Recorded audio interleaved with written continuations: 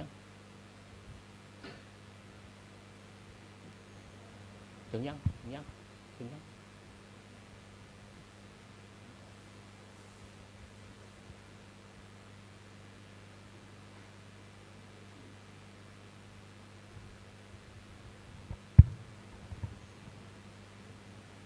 มาแล้วมาแล้วเห็นไหม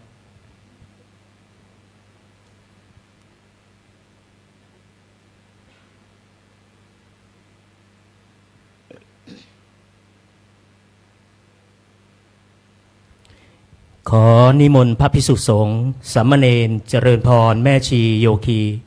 นั่งคุกเข่าพนมมือ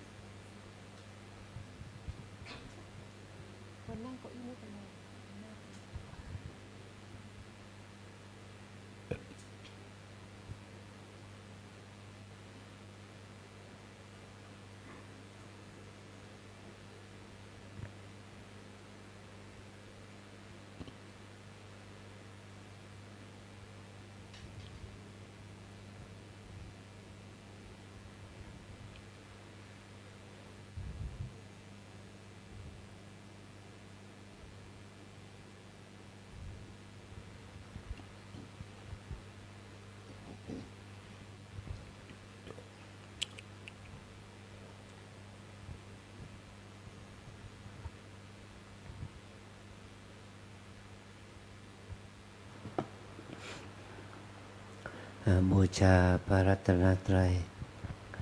อิมินาสการเรนะอิมินาสการเรนะพุทธังอภิปูชยามะพุทธังอภิปูชยามะอิมินาสการเรนะอิมินาสการเรนะธัมมังอภิปูชยามะธัมมังอภิปูชยามะอิมินาสการเรนะอิมินาสการเรนะสังฆังอภิปูชยามะสังฆังอภิปูชยามะอะระหังสัมมาสัมพุทโธภควาอะระหังสัมมาสัมพุทโธภควาพุทธังภควันตังอภิวาเทมิพุทธังภควันตังอภิวาเทมิสวากขาโตภควตาธัมโมสวากขาโตภควตาธัมโมธัมมังนัมสสามิธัมมังนัมสสามิสุปฏิปันโนภควโตสาวกสังโฆสุปฏิปันโนภควโตสาวกสังโฆสังฆังนามามิสังฆังนามามิหันธรรมยังพุทธัสสะภควโตปุพพาคะนามาการังกโรมาเสนะโมตัสสะภะคะวะโตอะระหะโตสัมมาสัมพุทธัสสะนะโมตัสสะภะคะวะโตอะระหะโตสัมมาสัมพุทธัสสะนะโมตัสสะภะคะวะโตอะระหะโตสัมมาสัมพุทธัสสะนะโมตัสสะภะคะวะโตอะระหะโตสัมมาสัมพุทธัสสะอัญชลีวันทาอภิวาทอัญชลีวันทาอภิวาทอัญชลีวันทาอภิวาทอัญชลีวันทาอัญชลี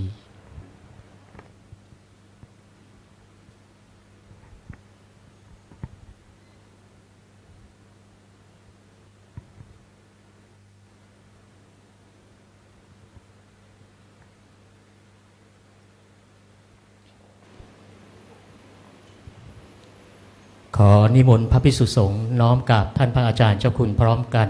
สามเณรแม่ชีโยคีขอให้น้อมกราบทีหลังอัญชรีวันทาอภิวาทอัญชรีวันทาอภิวาทอัญชรีวันทาอภิวาทอัญชรีวันทาอัญชรีขอนิมนต์สามเณรขอเชิญคณะแม่ชีโยคีและคณะอุโบสถศิลป์น้อมกราบที่คุณพระอาจารย์พร้อมกันค่ะ อัญชลีวันทาอภิวาทอัญชลีวันทาอภิวาทอัญชลีวันทาอภิวาทอัญชลีวันทาอัญชลีขออนุโมทนาต่อความขอทุกคนศรัทธาที่เราทั้งหลายได้กระทำบำเพ็ญในส่วนของทานศีลภาวนาขอบุญนี้จงเป็นบุญนำพาให้เราเจริญในสมาปฏิบัติเพื่อความรับทุกข์เพื่อพระนิพพานเป็นที่สุด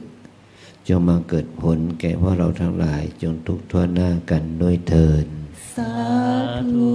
สาธุสาธุ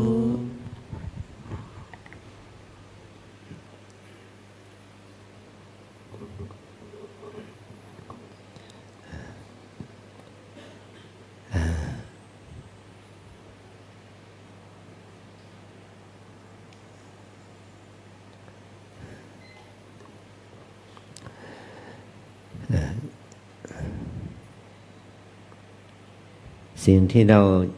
รู้เนี่ยเราแบ่งเป็นสองอย่างคือ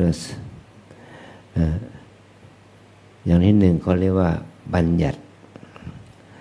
สิ่งที่สองก็คือเรียกว่าปรมัตถ์บัญญัติมีสองอย่างคือสัทธบัญญัติกับอันที่สองคืออัฏฐบัญญัติปรมัตถ์ก็มีสองเหมือนกันเป็นอริยสัจจะกับสภาวะสัจจะปรมัตถ์สัจเราทั้งหลายก็ต้องอยู่กับความจริงสองประการเลยว่าสมมุติสัจจะแล้วก็ปรมัตถสัจจะสมมุติสัจจะก็มีสองเป็นสัทธบัญญัติอัฏฐบัญญัติเนี่ยเราที่เรารู้ด้วยภาษานี่เราเรียกว่าสัทธบัญญัติเราใช้ภาษาสื่อกันนะแล้วก็อันที่สองก็อัฏฐบัญญัติเราใช้สัญลักษณ์สื่อกันเหมือนกับว่าภาษาที่เป็นลักษณะของสัญลักษณ์มันก็ว่าเหมือนกับว่าเราได้ไปเรานั่งเราไปโรงพยาบาลหรือไปโรงแรมหรือไปสถาบันอะไรก็ตามแต่นะที่เขามีลิฟต์นั่นก็มีมันภาษ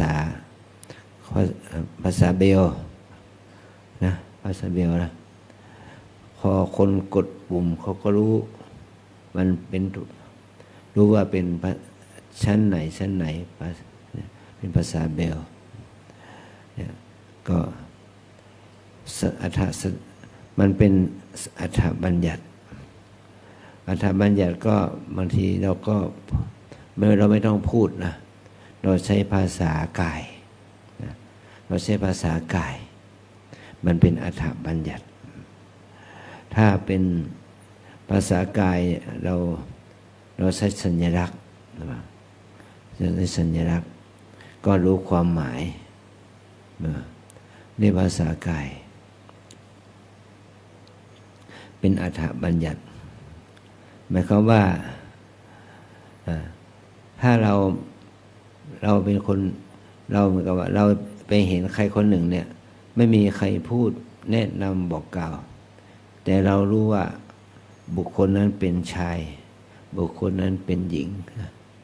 บุคคลนั้นเป็นชายเป็นหญิงและเรารู้ด้วยอัฏฐะเป็นภาษาโดยลักษณะโดยสัญลักษณ์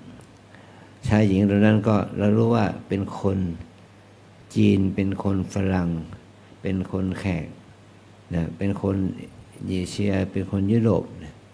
นี่เราเรียกว่าเรารู้ด้วยภาษากายเป็นลักษณะมันแสดงถึงความที่รูปร่างสันฐานสิสันวรรณะมันต่างจากเรานะมันต่างจากเราแม้ที่สุดถ้าเราเป็นคนไทยเหมือนกันล่ะอัฏฐบัญญัติของเราเราเห็นปั๊บเนี่ยเรารู้ว่าคนนี้เป็นพระคนนี้เป็นโยมคนนี้เป็นผู้สูงอายุเป็นคนนี้เป็นคนหนุ่มคนสาวอันนี้เป็นเด็กอันนี้เราดูในสันฐานเรียกว่าอัฏฐบัญญัติในตัวเราก็เหมือนกันถ้าเราเห็นอาจารย์ยกมือขึ้นมาเราเห็นนิ้วนะเรารู้ว่านิ้วเนี่ยก็เราก็รู้ว่านิ้ว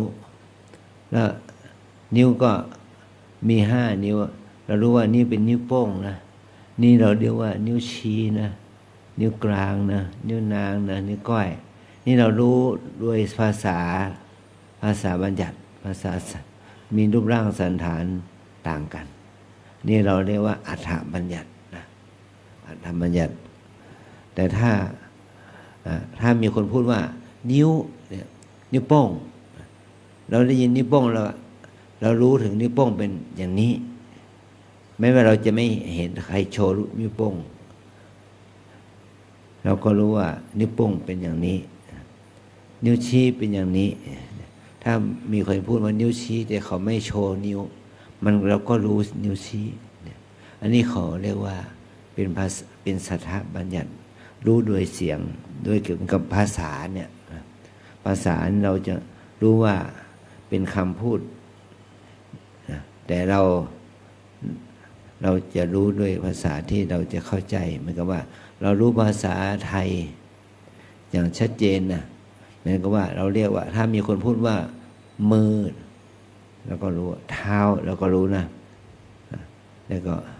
ศีรษะหรือว่าหัวอย่างนี้นะอันนี้เรารู้โดยภาษาแต่ถ้าเขามายืนตรงหน้าเราก็รู้ว่าเขาเป็นเราก็รู้เขาดูโคตรรู้ว่าเป็นคนเนี่ยข้างบนนี่เป็นเรียกว่าศีรษะข้างนี้นี่เรียกว่าหน้าผากนี่ว่าคิ้วนี่ว่าตานี่ว่าจมูกนี่ว่าปากนี่ว่าแก้มนี่ว่าคางรู้ว่าเป็นคิ้วรู้ว่าเป็นเครานี่เรารู้อาการอย่างนี้เนี่ยเรียกว่ารู้ด้วยอัฏฐบัญญัติดูด้วยสันฐานอย่างนี้นะเนี่ยเราต้องคนเรานี่ก็ตกอยู่ในกฎของบัญญัติเนี่ยเรารู้นะแต่ว่าเราได้เรียนรู้ทิ้งตัวนี้อย่างถูกต้องก็เนี่ยว่าคนนี้คนสวยคนนี้คนงามคนนี้คนหล่อคนนี้คนขี้เลอะไรอย่างเนี้ยมันก็รู้โดยสันฐานสันฐานสีสันวรรณะโดยที่เขาไม่พูดเลยนะแต่ถ้าเขาพูดล่ะว่าเขาพูดว่านางงามจักรวาลนางสาวไทยและนางงามโลกเนี่ยก็แสดงว่ามันต้องเป็นคนสวยเป็นคนสวยคนงามนะเป็นดาราเป็นหนุ่มหล่ออะไรก็ว่าไปนะที่เราเมื่อแม้นว่าเราได้ยินแล้วเราก็รู้ถึงสันฐานสีสันวรรณะอันนี้แต่ถ้าเขาไม่พูดแต่เราก็ไม่รู้ไม่เห็นแต่ถ้าเขาพูดเราก็ทราบหรือเขามายืนอยู่ต่อหน้าแม่เราจะไม่เรียกเขาว่าเป็นดาราเป็นหนุ่มหล่อเราก็รู้ว่าเขารูปร่างสันฐานดีรูปร่างสวยงามอย่างนี้นะเนี่ยอันนี้เรารู้โดยดูด้วยรูปร่างสันฐานนะเนี่ยไม่ว่าเรามาปฏิบัติธรรมล่ะเนี่ยเราเข้าสู่บัญญัติสู่สัจจะอันที่สองคือปรมัตถสัจจะเรามาเรียกว่าหญิงเรามาเรียกว่าชายเรามาเรียกว่าพระเรามาเรียกว่าโยมเรามาเรียกว่าคนไทยคนต่างประเทศเราไม่เรียกละเราเรียกแค่อย่างไรเห็นหนอเนี่ย ก็เห็นสีเห็นผิวสีผิวเราเห็นหนอเราก็รู้ว่าเห็นรู้แค่สีนี่เราไม่เรียกว่าผมขนเล็บฟันหนังละเรารู้ว่าสีถ้าเสียงกระทบหูก็ได้ยินหนอเสียงหนอนะเรารู้ว่าเสียงอยู่จะเสียงคนเสียงสัตว์เสียงสุนัขหมาแมวหรือว่าเสียงหญิงเสียงชายแล้วก็กำหนดแค่ได้ยินหนอเสียงหนอนั่นแหละนะถ้าเราได้กลิ่นแล้วมันจะเป็นกลิ่นอะไรล่ะกลิ่นดอกไม้แต่ละชนิดมันมีกลิ่นของมันเนาะมันเหม็นมันหอมหรือยังไงเราให้กำหนดว่ากลิ่นหนอนั่นแหละไม่ต้องมากำหนดรู้ว่าเหม็นอะไรหอมอะไรกินก็กินเหมือนเมื่อกินก็เป็นกินของข้าวกินของผลไม้กินของอาหารมันก็แค่กินนั่นแหละเราไม่ต้องไปเรียกว่ากินข้าวกินผลไม้กินอาหารเนี่ยนะอันนี้แหละว่าเรียกว่าเรารู้โดยปรมัตถธรรมนะปรมัตถสัจจะนะเนี่ยถ้ารสเราจะเป็นเปรี้ยวหวานมันเค็มเราก็กำหนดว่ารสหนอแต่ถ้าเราไปติดในบัญญัติว่าอันนี้เป็นเปรี้ยวหวานมันเค็มแม้ว่าภาษาเมื่อมันเป็นภาษาถ้าเป็นเปรี้ยวหวานมันเค็มก็ติดในภาษาแล้วก็ภาษาไทยว่าเปรี้ยวภาษาอังกฤษว่าอย่างไรนะหวานเค็มเนี่ยภาษาอังกฤษภาษาจีนภาษาไทยมันว่ามันมีการเรียกขานเรียกชื่อต่างกันไปเนี่ยแต่ถ้าเรากำหนดแค่รสรสหนอรสหนอรสนี่เนี่ยมันจะรู้กันหมายความว่าแม้แต่ฝรั่งเขาชิมเกลือมันก็เค็มเขาชิมน้ำตาลมันก็หวานเนี่ยนะเขาชิมน้ำมะนาวมันก็เปรี้ยวถ้าเขาชิมที่มันขมรสขมบรเพชรเนาะเขาได้ชิมบรเพชรเขาก็รู้ว่าขมแต่มันไม่แต่ภาษาเขาไม่เรียกว่าบรเพชรภาษาเขาไม่เรียกว่ามะนาวภาษาเขาไม่เรียกว่าน้ำตาลภาษาเขาเราไม่เรียกว่าเกลือเนี่ยมันคำเรียกขานเนี่ยมันแตกต่างกันแต่ถ้าเป็นปรมัตถ์แล้วก็รู้ละ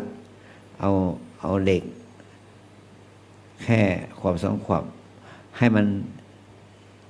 กินขมละกินบรเพชรแล้วมันก็ขมของมันนะถ้าเลขสองสามขวบเอาน้ำตาลมาให้มันก็รู้ว่ามันหวานนะถ้าเอาเกลือมาให้มันกินมันก็รู้ว่าเค็มนะมันไม่ชอบถ้าอันนี้เนี่ยเราเรียกว่าปรมัตถ์ว่าสิ่งที่มีอยู่จริงนะโยคีนะโยคีเป็นสิ่งที่มีอยู่จริงเราจะพิสูจน์ได้ด้วยตัวเองตั้งแต่เราเกิดแล้วก็เรามีตาหูจมูกลิ้นกายใจเราก็ย่อมรู้สีเสียงกลิ่นรสสัมผัสด้วยตัวเราเองแต่ถ้าเป็นบัญญัตินี่เราต้องศึกษาภาษาเราพ่อแม่ก็สอนเราครูบาอาจารย์ก็สอนเรานะภาษาไทยภาษาจีนภาษาฝรั่งภาษาก็เขาก็ต้องสอนมีภาษามีตัวอักษรนะมีตัวคำพูดเนี่ยเรียกว่าเราจะมีความรู้สึกที่แตกต่างกันนะเนี่ยเป็นตัวปรมัตถ์แต่ถ้าเราศึกษาปรมัตถธรรมอย่างแล้วเราไม่พูดแล้วว่ามือเท้าแต่เรารู้สึกว่ามือไปสัมผัสกับพื้นเนี่ยรู้สึกว่าแข็งรู้ร้อนนะรู้ว่าสิ่งที่เราไปสัมผัสนั้นมันแค่แข็งแค่ร้อนแค่เย็นแค่อ่อนนะเท้าที่เหยียบไปแล้วรู้สึกว่าแข็งเย็นร้อนอ่อนหย่อนตึงก็รู้ตามอาการนะตอนที่เราภาวนาเราก็ภาวนาให้มันตรงสภาวะแต่ถ้าเราปฏิบัติให้ละเอียดขึ้นไปแล้วเราไม่ต้องกำหนดโดยคำภาษาให้เรารู้อาการที่เกิดจากการสัมผัสนั้นนะแล้วก็ความรู้สึกทางใจล่ะชอบไม่ชอบเราเรียกว่าความชอบเป็นไงเกิดความโลภพอใจไม่ชอบมันเกิดความโกรธความไม่พอใจสงสัยฟุ้งซ่านรำคาญยินดียินร้ายโลภโกรธหลงเนี่ย รือสติสมาธิปัญญามันเกิดขึ้นมาเราก็ระลึกได้สติระลึกได้เนี่ยเราจะไม่เรียกว่าสติก็มันก็ระลึกได้ทำให้เรามียุรู้ปัจจุบันเนี่ยนะมันก็ทำให้เราได้เข้าถึงตัวสภาวะธรรมสภาวะธรรมเหล่านี้เราเรียกว่าสภาวะสัจจะรู้ว่าอันนี้เป็นกิเลสอันนี้เป็นบุญอันนี้เป็นบาปอันนี้เป็นดีเป็นชั่วแต่ถ้าเราพูดโดยภาษามันก็เป็นบัญญัติถ้าเราไม่ต้องพูดโดยภาษามันเป็นปรมัตถ์เป็นสภาวะปรมัตถ์นะปรมัตถธรรมเหล่านี้เราเอามาบัญญัติเป็นภาษาธรรมะเราเรียกว่าพระธรรมคำสอนที่พระพุทธเจ้าสอนนะนี่เรียกว่าทุกข์นี่เรียกว่าเหตุแห่งทุกข์นี่ว่านี่เราเรียกว่าความดับทุกข์นี่เราเรียกว่าข้อปฏิบัติให้เราเข้าถึงความดับทุกข์นั้นนี่เป็นการบัญญัติเรียกเป็นการบัญญัติเรียกตอนนี้ก็เรามานึกถึงว่านี่ทำไมเราเรียกว่าวันนี้วันพระล่ะเนี่ยก็นับตั้งแต่วันหลังพระจันทร์เต็มดวงนะนับมาเป็น1 วันก็หมายความว่าแรม1 ค่ำ2 วันก็แรม2 ค่ำ3 ค่ำ4 ค่ำ5 ค่ำอย่างนี้นะแล้วก็เมื่อพระจันทร์ดับไปแล้วก็หลังจากนั้นก็ขึ้น1 ค่ำขึ้น2 ค่ำไปอย่างนี้นะนี่เป็นการเรียกโดยสมมุติภาษาเราเรียกโดยสมมุติว่าขึ้นกี่ค่ำแรมกี่ค่ำมันเป็นการสมมุติภาษา8 ค่ำขึ้น8 ค่ำแรม8 ค่ำขึ้น15 ค่ำแรม15 ค่ำขึ้น8 ค่ำแรม8 ค่ำเราจะลองรู้สึกว่าดวงจันทร์ครึ่งหนึ่งมืดครึ่งหนึ่งสว่างเนาะแต่ขึ้น15 ค่ำนี่พระจันทร์เต็มดวงแรม15 ค่ำเนี่ยพระจันทร์มืดทั้งไม่มีใครเห็นพระจันทร์เนี่ยนี่เป็นได้ว่าแรมอันนี้เป็นภาษาเป็นลักษณะเป็นสัญลักษณ์เป็นลักษณะเนี่ยนี่เรามาคิดเมื่อเรามาสมมุติกันว่ามีขึ้นมีแรมเนี่ยมีเราก็กำหนดวันพักเป็นวันที่จะทำให้เราเข้าถึงพระธรรมเข้าถึงการทำความดีทานศีลภาวนานี่เราเอาขึ้นเอาแรมเป็นประมาณเมื่อเอามีข้างขึ้นข้างแรมเป็นประมาณมันก็ทำให้เรานั้นได้ศึกษาตัวเองว่าเราทำดีแค่ไหนเราทำไม่ดีแค่ไหนบุญเกิดขึ้นกับเราแค่ไหนบาปเกิดขึ้นกับเราแค่ไหนเราจะได้พัฒนาตัวเราเองว่า7 วันนี้เราขาดทุนหรือกำไรมีสุขภาพจิตทั้งมันเป็นอย่างทั้งเป็นบวกหรือเป็นลบเนี่ยนี่แหละถ้าเราจะได้ประเมินตัวเองนะวันนี้เป็นวันพระประเมินตัวเองก็นะเราได้มาวัดเนี่ยเราวันพระนี่เราได้มาวัดมาทำมาให้ทานรักษาศีลภาวนาได้มาเวียนเทียนมาทำวัดสวดมนต์เนี่ยก็มาทำบุญนะทำบุญด้วยกายกรรมวจีกรรมมโนกรรมแม้แต่วันนี้ค่ำนี้คืนนี้เราก็จะมาทำบุญด้วยกายกรรมวจีกรรมมโนกรรมนะปัจจุบันนี้เรามาถึงที่นี่ปั๊บวิธีกรรมเริ่มเลยกันจุดเทียนจุดธูปบูชาพระรัตนตรัยแล้วก็เปล่งวาจาบูชาพระรัตนตรัยไหว้พระนะนมัสการพระรัตนตรัยนมัสการพระพุทธเจ้าโดยบทนะโมเป็นต้นนะแล้วก็พอเราก็มานั่งกันอยู่อย่างนี้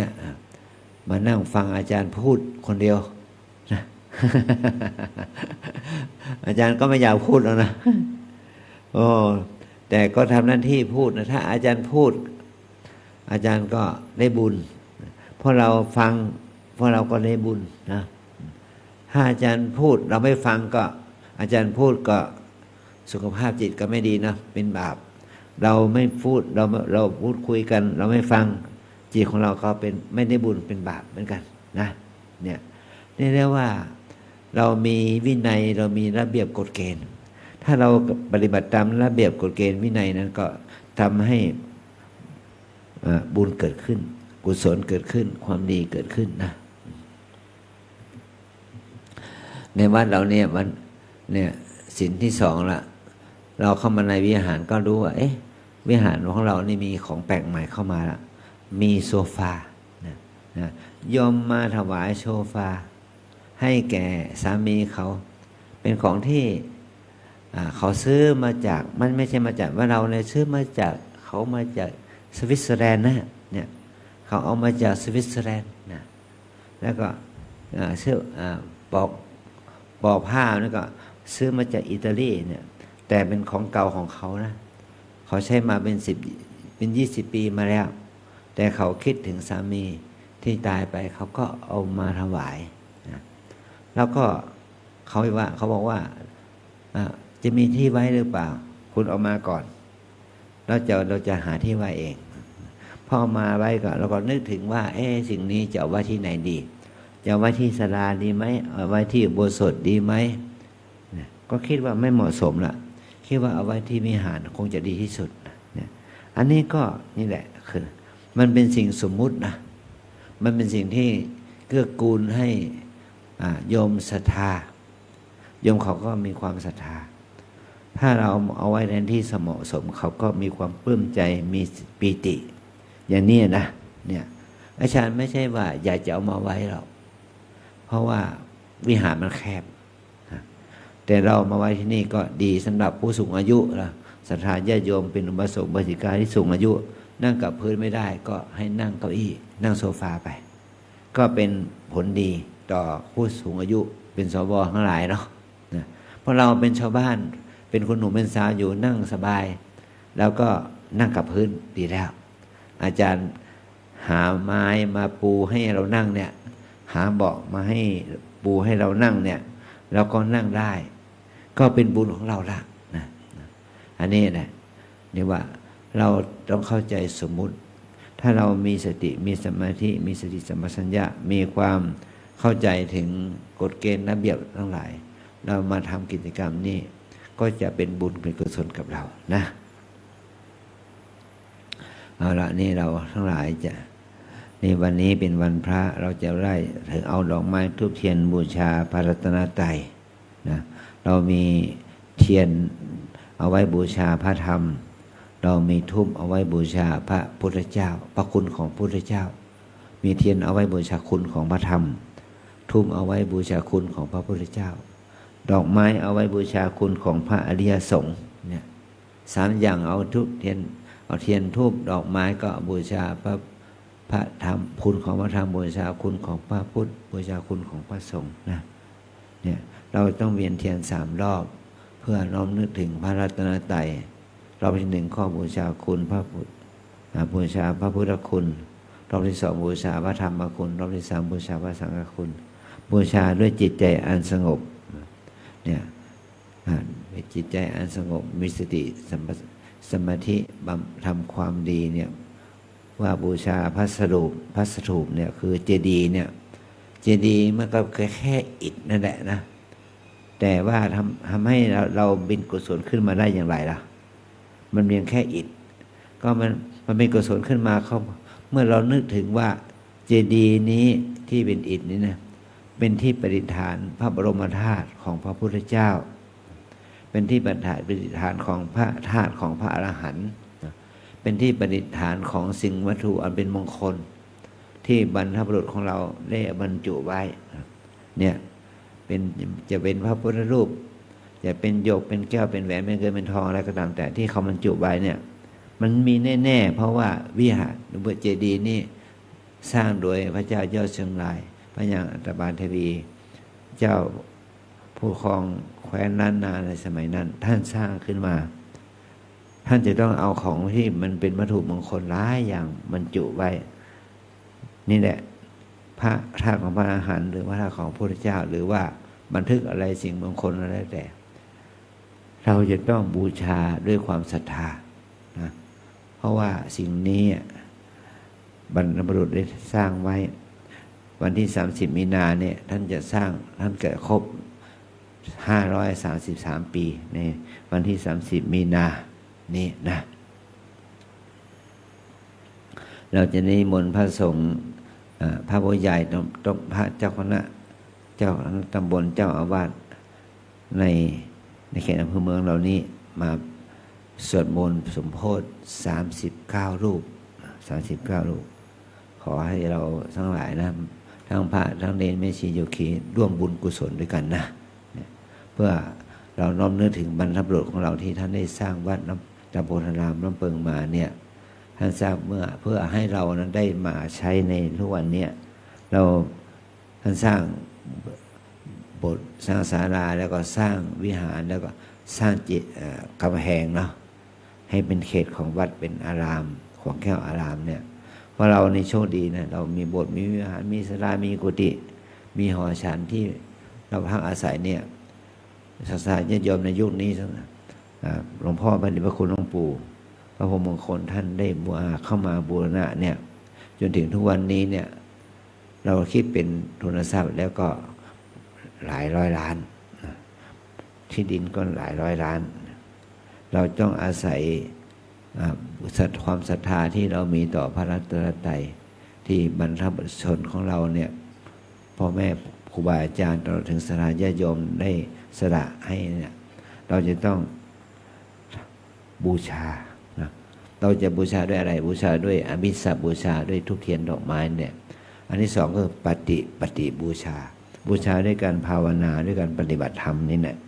นี่ถือว่าเป็นสิ่งที่ดีงามที่เราจะต้องทำเพื่อความเอื้อเฟื้อเกื้อกูลในกิจกรรมที่บรรพบุรุษของเราได้ทำไว้ครูบาอาจารย์ของเราได้ทำไว้ศรัทธาญาติโยมของที่ท่านได้ถึงแก่กรรมละสังขารท่านได้ทำบุญพระนุบำรุงไว้เมื่อเรามาอยู่ณที่นี่ณสถานที่นี้เราก็ใช้กายวาจาใจของเรากายใจของเรานี่บูชาคุณของท่านทั้งหลายเหล่านั้นนะขอให้เราได้ดูจุดประสงค์ของการทำกิจกรรมเวียนเทียนนี้อย่างนี้นะ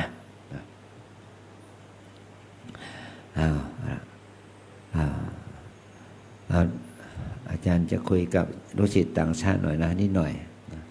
ลูกศิษย์ต่างชาติปัจจุบันนี้มี26 คนที่ยังปฏิบัติอยู่นะแต่พรุ่งนี้จะเขาจองมาเข้าปฏิบัติที่ว่าเราเนี่ย46 คนนะพรุ่งนี้ชาวต่างชาติจะมาเข้าโครงการของเรา40 กว่าคนเนี่ยเราจะต้องเอื้อเฟื้อเขาหน่อยให้เขารู้เล็กน้อยก็ยังดีครับ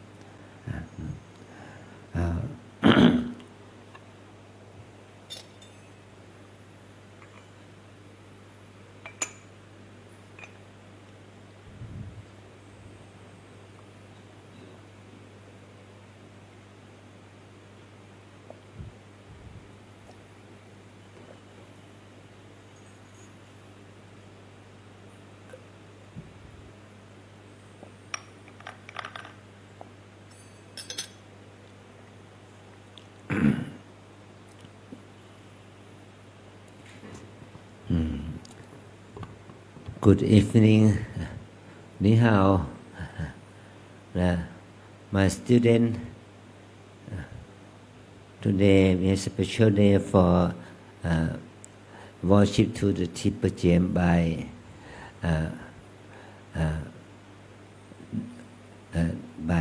training, by doing, by practicing for progress, for develop insight, for develop wholesome mind and good mind. We have ceremony, Vian Tian ceremony. Every Buddhist holy day, we have Vian Tian ceremony or Parakina ceremony. Parakina ceremony we did for worship, for respect to Tibetan by walking around stupa or jediya and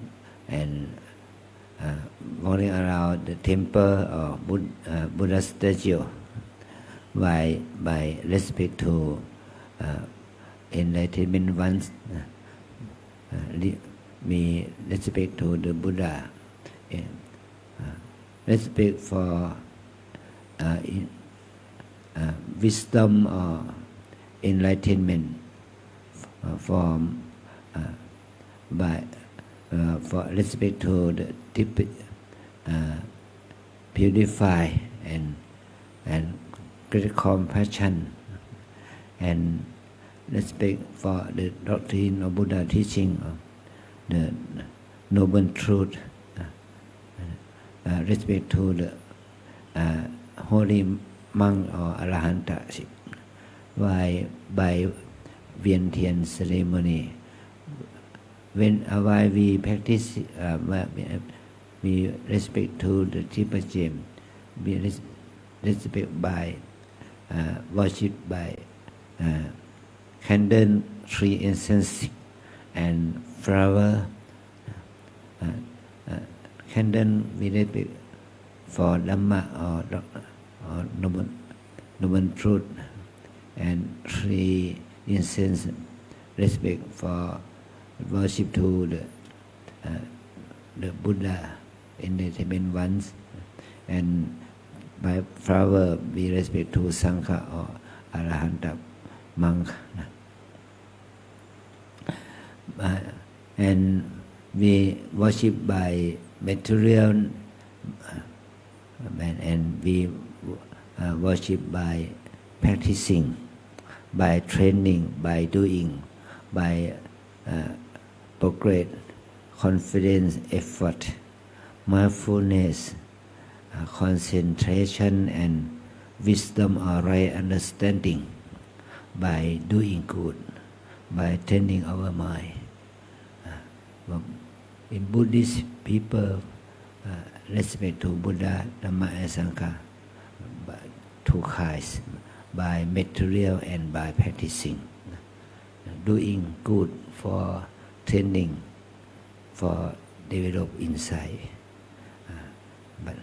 thank you for join with us for ceremony tonight. Thank you. Now we start ceremony. ต่อไปเราให้พรโยมนะ สัพพิติโยวิวัชชันตุสัพพะโรโควินาศตุมาเตภวันวันตรายโยสุขีทีขายุโกภวะอภิวาทนาสีลิสนิจังวุฒา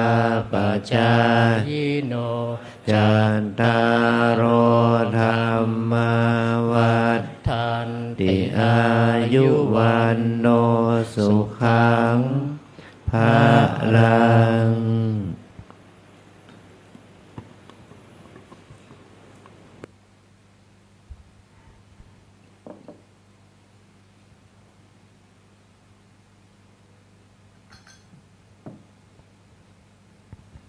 นั่งคุกเข่าถือดอกไม้ ขอนิมนต์พระภิกษุสงฆ์สามเณรเจริญพรแม่ชีโยคี นั่งคุกเข่าพนมมือด้วยดอกไม้ธูปเทียน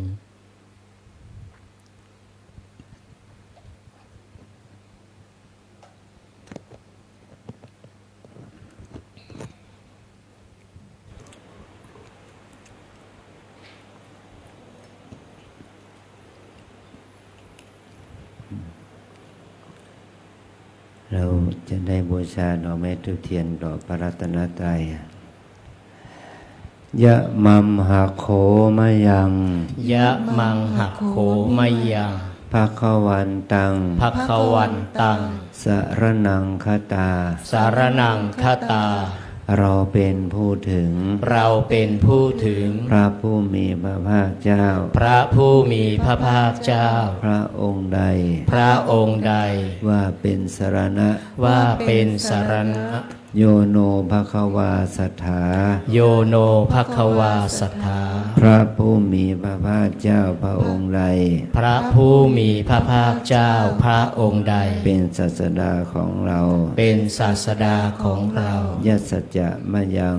ยัสสจะมะยัง ภควโตธัมมัง ภควโตธัมมัง โรเจมะ โปรเจมะ แลเราชอบใจ แลเราชอบใจ ธรรมของพระผู้มีพระภาคเจ้า ธรรมข ของพระผู้มีพระภาคเจ้า พระองค์ใด พระองค์ใด อิเมหิ อิเมหิ สการเรหิ สักการเรหิ ตังภควันตัง ตังภควันตัง สะธัมมัง สัทธัมมัง สะสังฆัง สะสังฆัง อภิปูชยามะ อภิปูชยามะ เราตั้งใจบูชา เราตั้งใจบูชา พระผู้มีพระภาคเจ้า พระผู้มีพระภาคเจ้า พระองค์นั้น พระองค์นั้น พร้อมทั้งพระธรรม พร้อมทั้งพระธรรม พร้อมทั้งพระสงฆ์ พร้อมทั้งพระสงฆ์ ด้วยเครื่องสักการะทั้งหลายเหล่านี้ ด้วยเครื่องสักการะทั้งหลายเหล่านี้ อะระหังสัมมาสัมพุทโธภควา อะระหังสัมมาสัมพุทโธภะคะวา พุทธังภควันตังอภิวาเทมิ พุทธังภะคะวันตังอภิวาเทมิ สวากขาโตภควตาธัมโม สวากขาโตภะคะวะตาธัมโม ธัมมังนัมสสามิ ธัมมังนามัสสามิ สุปฏิปันโนภควโตสาวกสังโฆ สุปฏิปันโนภะคะวะโตสาวกสังโฆ สังฆังนามามิ สังฆังนามามิ หันธรรมยังพุทธัสสะภควโตปุพพาคณมการังกะโรมาเส นะโมตัสสะภะคะวะโตอะระหะโตสัมมาสัมพุทธัสสะนะโมตัสสะภะคะวะโตอะระหะโตสัมมาสัมพุทธัสสะนะโมตัสสะภะคะวะโตอะระหะโตสัมมาสัมพุทธัสสะ หันธรรมยังพุทธานุสตินยังกะโรมาเส ติปิโสภะคะวาอะระหังสัมมาสัมพุทโธวิชชาจารณสัมปันโนสุขโตโลกวิโทอนุตตโรปุริสธรรมสารทิสัทธาเทวมนุสสานังพุทโธภะคะวาติกายเนวาจายวเจตสาวาพุทเทกุกมังปะกตังมยายังพุทโธปฏิคันหะจยันตังตารันตะเรสังวริตุงวะพุทเท หันธรรมยังธรรมานุสตินยังกะโรมาเส สวากขาโตภะคะวะตาธัมโมสันทิติโกอาการิโกเอหิปัสสิโกโอปัญญิโกปัจจัตตังเวทิตาโพวินโยหิติกายเยนวาจายวเจตสาวาธัมเมกุกมังปะกตังมยายังธัมโมปฏิคันหตุจยันตังการันตะเรสังวริตุงวะธัมเม หันธรรมยังสังขานุสตินยังกะโรมาเส สุปฏิปันโนภะคะวะโตสาวกสังโฆอุชุปฏิปันโนภะคะวะโตสาวกสังโฆยายาปฏิปันโนภะคะวะโตสาวกสังโฆส สามิจิปฏิปันโนภะคะวะโตสาวกสังโฆยะทิทังจัตตาริปุริสายุคานิอัตถา ปุริสาบุ บุคลาเอสะภะคะวะโตสาวกสังโฆอาหุนายโยปาหุนายโยทัก ขีนัย โยอัญชลีการณิโยอนุตตรังปุญญาเขตังโลกัสสาติกาก าย เย เย นะ นะวาจายาวเจตสาวา สังเคกุกัมมังปะกตัง ยายัง สังโฆปฏิคัน หั หั ต ต ถุ ถะเจ ยัน ต ตั ตั ง งกาลันตะเลสังวะตุงวะ สั สั ง ง เค โยคีลุกขึ้นเลยค่ะ ตั้งแถวหน้าวิหารนะคะ เดินตามแม่ชีมาค่ะ เดินเร็วหน่อยค่ะ ตั้งแถวหน้ากระดานเรียงสีนะคะ เราจะจุดจำเพาะเทียนนะคะ ทูบเรียงไม่จุดนะคะ